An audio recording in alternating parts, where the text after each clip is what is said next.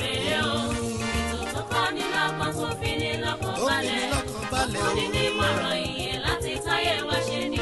Ọ̀rọ̀ ìṣítí ìbánirẹ́pọ̀ àtúnṣe gbogbo wa.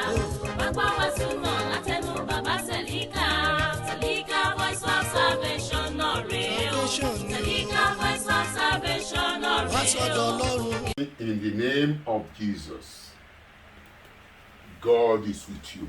God is with me. Oh, I'm so bright this morning because I know my followers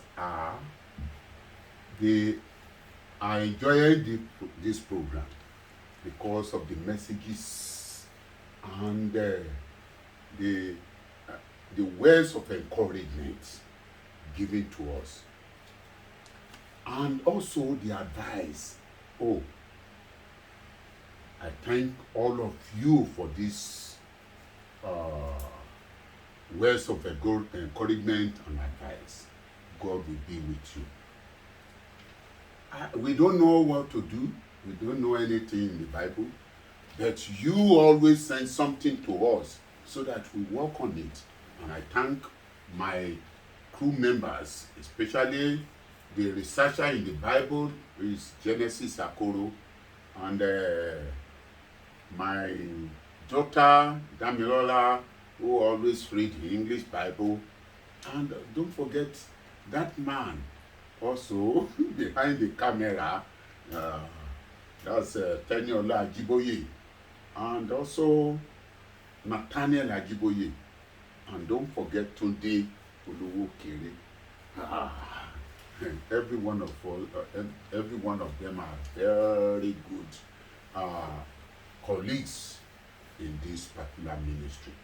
I thank them for their time. I thank them for their brain, and I thank them for their efforts to make this program and this ministry to grow far. God will be with them all. Always pray for us too. We want to learn more. We want to give you more advice. We want God to fill our heart, fill our brain, so that we'll be able to expand on this ministry. God be with you. Let me bless you. I bless you in the name of Jesus, that whatever that makes you sad will make you laugh and will make you have joy. You are knocking the door of blessing, of glory. God will definitely open it for you. I pray this morning as you are going out, the protection of God will be upon your life. And I said unto you, I say unto you that you will continue to enjoy the grace of God in your life. In the mighty name of Jesus I pray. Amen. Mo dúpẹ́ lọ́wọ́ yín fún àwọn ìrànlọ́wọ́ tí ẹ ń ṣe fún wa nípa fífi ọ̀rọ̀ ìyànjú ránṣẹ́ sí wa. Àwọn tí ń fi ọ̀rọ̀ ìyànjú ránṣẹ́ sí wa pọ̀ gan-an.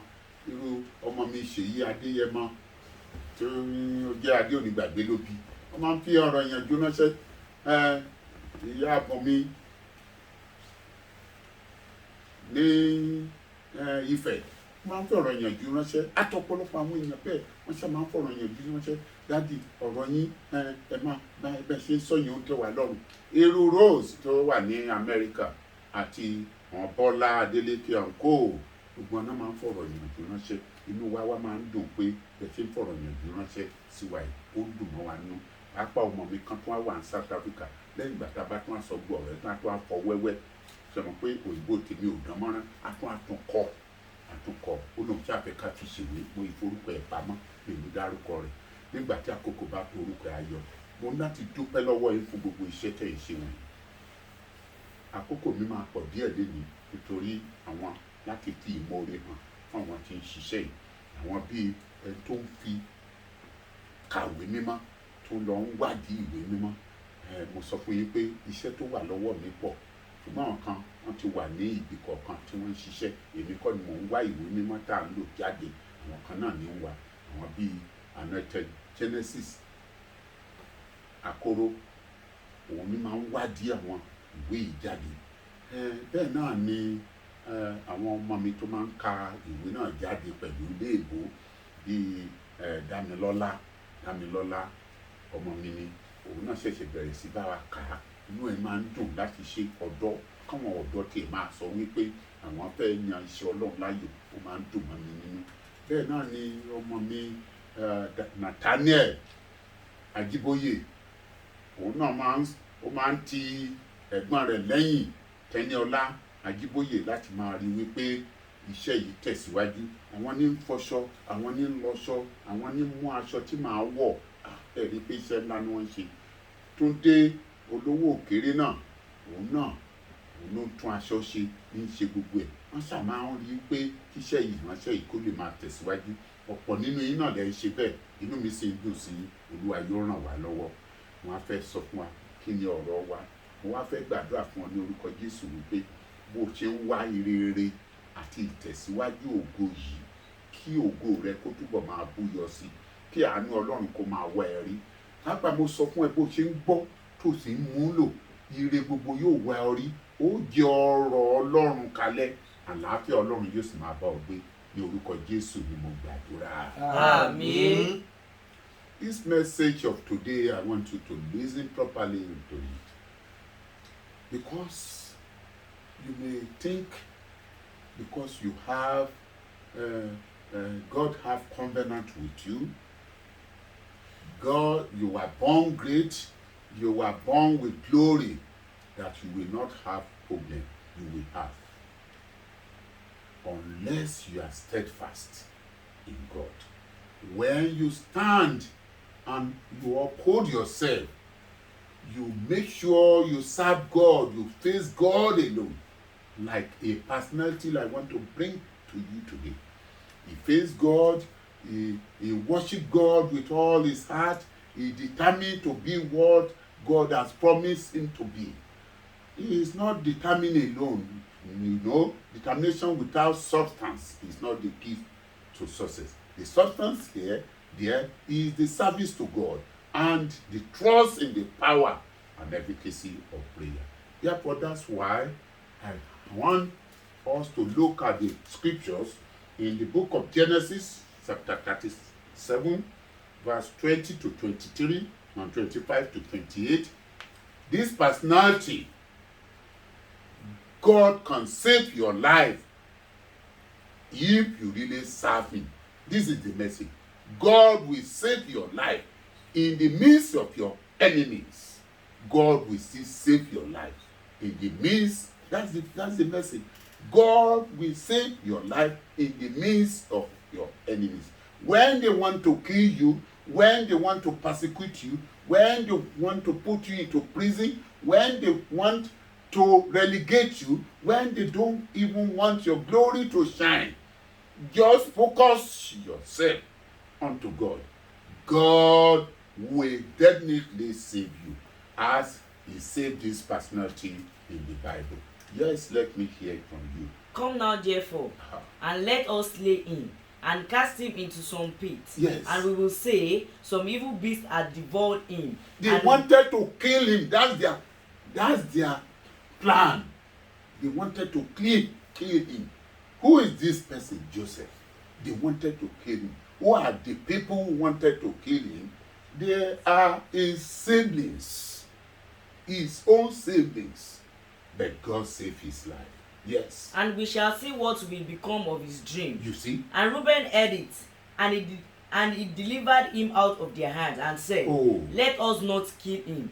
And Reuben said unto them, Shed no blood, but cast him into this pit, and in the wilderness, and lay no hands upon him, that he might rid him out of their hands, to deliver him to his father again. And it came to pass, when Joseph was come unto his brethren, and they split Joseph out of his coat, and his coat of many colors was on him.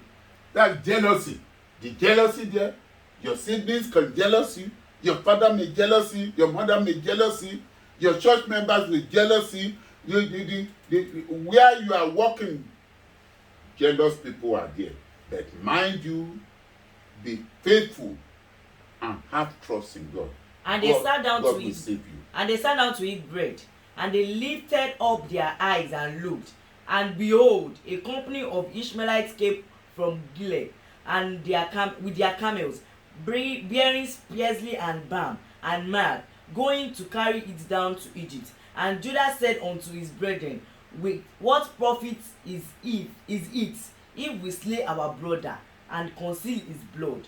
Come, and let us sell him to the Ishmaelites, and let not our hands be upon him, for he is our brother and our flesh, and his brethren with contempt. And then there passed by Midianites, merchant men, and they drew and lifted up Joseph out of the pit, and sold Joseph to Ishmaelites for 20 pieces of silver, and they brought Joseph into Egypt. The problem you are having is that God wants the people to sell you to where your blessing is. So don't mind whatever happened to you. God's hands is ready to save you. They may send you to where it is difficult. That's where your glory will shine. Ohun tí mo ń sọ lé èbó kékeré tí mo gbọ́ náà mà ní wípé dẹ́dẹ́ máa ń rùn, rẹ́rẹ́ máa ń rùn nínú ìdílé, nínú ìjọ, ní ibi gbogbo, níbi iṣẹ́. Rẹ́rẹ́ máa ń rùn pé o jẹ́ olùjọsìn kò fi hàn wípé o ní ní ìṣòro, ṣùgbọ́n Ọlọ́run, agbára Ọlọ́run, ọwọ́ Ọlọ́run ó lè gbà. Ọwọ́ Ọlọ́run lè gbà ní ìgbà gbogbo.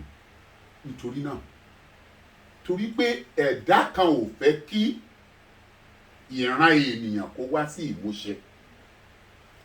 Wọ́n ò fẹ́ kí ìran rẹ kó wá sí ìmúṣẹ. Ìran ìtẹ̀síwájú rẹ, ìran oríire rẹ, ìran ayọ̀ rẹ, wọ́n ò fẹ́ kó wá sí ìmúṣẹ. Kàkà bẹ́ẹ̀ wọ́n fẹ́ kàn pa ìran rẹ mọ́ ọ lára. Ìran rẹ, ògo rẹ, wọ́n fẹ́ kàn pa mọ́ ọ lára. Kò kàn ọmọ ìyá ẹ̀, kò kàn ọmọ bàbá ẹ̀, kò kàn ẹ̀gbọ́n ẹ̀, kò kàn àbúrò rẹ, kò kàn ìyàwó rẹ, kò kàn bàbá rẹ, kò kàn ìyá rẹ, kò kàn ọmọ ìjọ rẹ, kò kàn àlùfáà ìjọ rẹ. Wọ́n fẹ́ pa ògo mọ́ ẹ lára.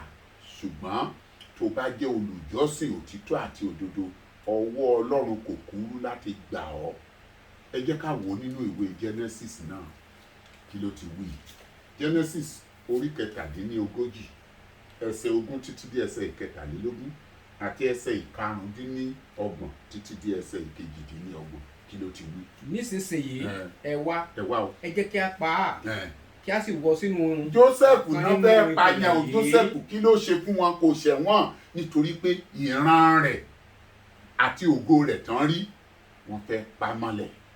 Àwa sì wí pé ẹranko búburú ni ó pa jẹ. Ṣùgbọ́n àwa ó sì máa wo bí àlá rẹ̀ yóò ti rí. ṣùgbọ́n Rúbẹ́nì sì gbọ́. Rúbẹ́nì gbọ́. Ó sì gbà á ní ọwọ́ wọn. Ọlọ́run ó wọ inú Rúbẹ́nì lọ láti gbà á lọ́wọ́ wọn. Ó sì wí pé ẹ má yẹ jẹ́ kí a gba ẹ̀mí rẹ̀.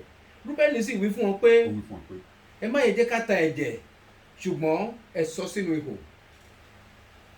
Ẹ sọ sínú ihò yìí tí ń bẹ ní aginjù. Jọba mi lọ sí 25 to 28 yẹn kíákíá. Wọ́n sì jókòó láti jẹun. Wọ́n sì gbé ojú wọn sókè. Wọ́n sì wò ó, sì kíyèsí ọwọ́ èrò ará Ismaili ti Gileadi bọ̀, ti àwọn tí ìbáka sí ẹ. A ó tà ẹ́ dé ibi tí ire ayọ̀ rẹ yóò ti dé bá ọ. Tí ó ru tùràrí àti ìkunra àti òjìá, wọ́n sì mú wọn lọ sí Íjíbítì.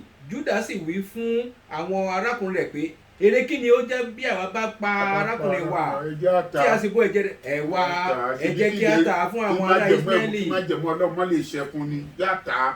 Kí a má sì fi ọwọ́ kàn án, nítorí arákùnrin wa ni àti ara wa ni ní ṣe. Arákùnrin rẹ̀ sì gba tirẹ̀. Nígbà náà ni àwọn oníṣòwò ará Mídíà ń kọjá lọ, wọ́n sì fà á. Ó ti tó jẹ́ kán lọ ka ìtókù.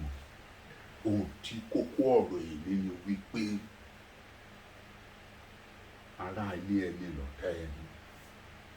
Kókó ọ̀rọ̀ èlé ni wípé àwọn ọ̀rẹ́ rẹ lọ̀tá rẹ.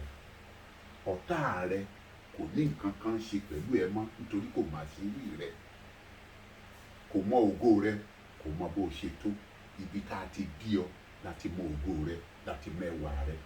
Ṣùgbọ́n tiẹ̀ wá ni wípé kó fi ọkàn rẹ sí ọ̀dọ̀ Ọlọ́run kò ní ìgbàgbọ́ sórí tán bá tì ọ́ títì wọ́n tì ọ́ débi ayọ̀ rẹ àti oríire rẹ ni kókó ọ̀rọ̀ yìí nìyẹn olùjọ́sìn ọwọ́ Ọlọ́run kò kúrú láti gbà á nítorí náà ọwọ́ Ọlọ́run ò kúrú láti gbà ọ́ jẹ́ ká gbàdúrà sí Ọlọ́run bàbá sí Ọlọ́run ọmọ sí Ọlọ́run ẹ̀mí mímọ́ Jésù a máa gbọ́ ọ̀rọ̀ yín lémi wípé ọwọ́ yín kò kúrú láti gbà wá àwa ò mọ ọ̀tá wa àwa ò mọ ẹni tó ń lébu wa àwa ò mọ ẹni tí ò fẹ́ kí ìràwọ̀ wa tàn àwa ò mọ ẹni tí ò fẹ́ kí ògo wa hàn ṣùgbọ́n ẹ̀yin Ọlọ́run ẹ wá ràn wá lọ́wọ́ ẹ gbé ògo wa ga ẹ gbé wa dé ààyè wa ká lè rí ojú rere àánú yín ní orúkọ Jésù ni mo gbàdúrà. Àmín. I bless you in the name of Jesus. You will reach your destination of prosperity. You will reach your destination of progress. In the mighty name of Jesus, I pray. Amen. This is a message from Selika Church of Christ, Kilometer 7 New Ife, Ibadan. If you have any prayer request, send it to 090-8494-4597. Emmanuel Adetunji Adeonigbabe is my name. I love you. Don't forget, service to God is very important. God bless you. Good morning. látẹnu bàbá Selika.